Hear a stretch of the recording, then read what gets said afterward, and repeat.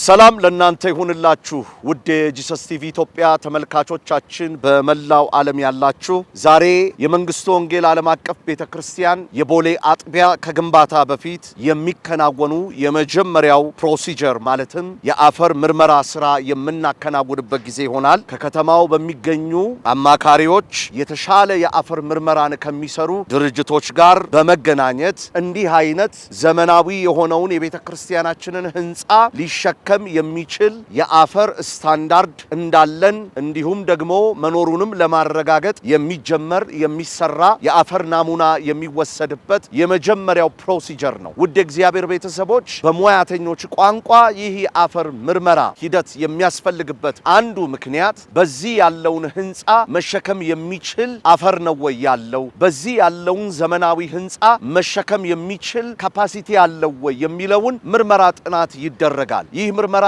ጥናት ከተደረገ በኋላ የሚኖሩትን ውጤቶች በመያዝ ወደ ግንባታ ፈቃድ በመግባት ህንጻውን በማስፈቀድ ይሄንን ዲዛይን አፕሩቭ ከተደረገ በኋላ ወደ ኮንስትራክሽን ስራ፣ ወደ መሬት ቁፋሮ፣ ወደ ዋናው ስራዎቻችን እንገባለን ማለት ነው። የእግዚአብሔር ቤተሰቦች ለናንተ ማሳሰብ የምፈልገው ነገር እግዚአብሔር አስጀመረን። እንግዲህ እግዚአብሔር ነገሮች ሳይፈጠሩ በፊት ነገሮች ሳይሰሩ በፊት መናገር የሚችል ብቁና ድንቅ የሆነ አምላክ ነው። ክብር ለእግዚአብሔር ይሁን። ስለዚህ እንኳን ደስ አላችሁ በማለት ዛሬ የሚኖረው የአፈር ምርመራ እንዳለ ሆኖ ሁላችሁም ለዚህ የኮንስትራክሽን ስራ በዚህ 90 ቀን በሚኖረን ቻሌንጅ በዚህ 90 ቀን በሚኖረን እያንዳንዱ መጀመሪያው ፌዝ የምንሰራቸው ስራዎች ላይ እጃችሁን እንድትዘረጉ ገንዘባችሁን፣ ሀብታችሁን፣ ያላችሁን ሁሉ ለሰው ሳይሆን ለእግዚአብሔር ቤት ስራ እንድታውሉት አደራ ላለው ከስር በምታዩት የቤተ ክርስቲያናችን አካውንት በመላው ዓለም ያላችሁ በውጭ ሀገር ያላችሁ ሙሉ ለሙሉ